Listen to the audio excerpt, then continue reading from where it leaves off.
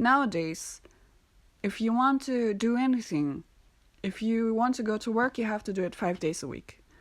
Or at least 3 days a week. Or at least 2 days a week.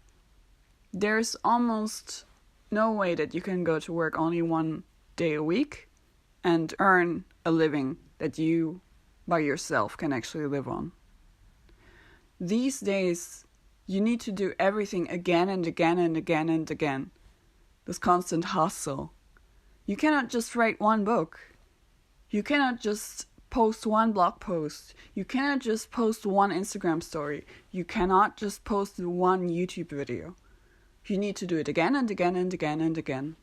I was having a conversation with a friend and saying that I do not feel the inspiration to do a YouTube video or to write something every day. I do not feel it deep inside me. And if I force myself, they say, you force this motivation, you push it. If I do that, what comes out is mediocre. And maybe mediocrity also has its place in this culture because not everything can be top-notch. But at the same time, I want to produce something that's valuable.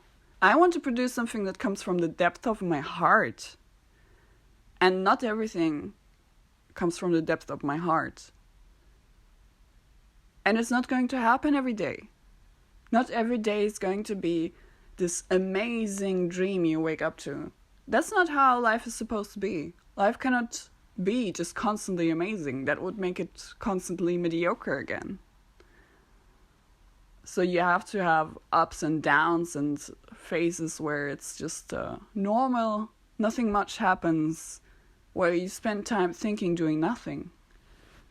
But we produce this culture where we think forcing yourself to do something every day is normal. It's crazy. But we do this. And everything else is unnatural and sick. That's what we tell ourselves.